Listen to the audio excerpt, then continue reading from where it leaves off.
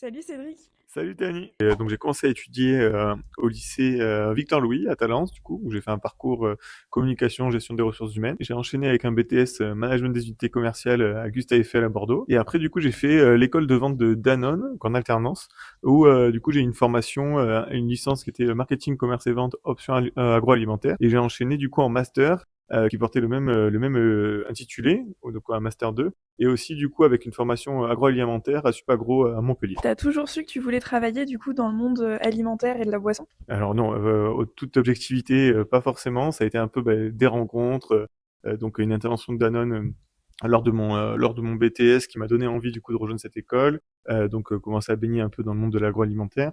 Et ensuite, du coup, le déclic pour les spiritueux, c'est que j'avais un prof en master qui lui distillait des mares de raisin dans le sud de la France. Et je me suis dit que c'était une excellente idée que de voilà, distiller cette matière première qui était noble, mais nous le faire au lieu de le faire avec les raisins de Montpellier, de le faire avec les raisins de Bordeaux. Et du coup, tu t'es lancé directement après tes études? Voilà, donc j'ai gentiment claqué la porte de Danone, même si ça a été une expérience incroyable. Mais j'avais vraiment à cœur, du coup, je pense, par exemple, de la fibre entrepreneuriale, ça, je pense que je l'ai un peu toujours eu. Et cette envie d'indépendance, de pouvoir donner vie à mes projets de manière totalement libre. Et donc, j'ai foncé tête baissée dans l'entrepreneuriat de suite après mes études.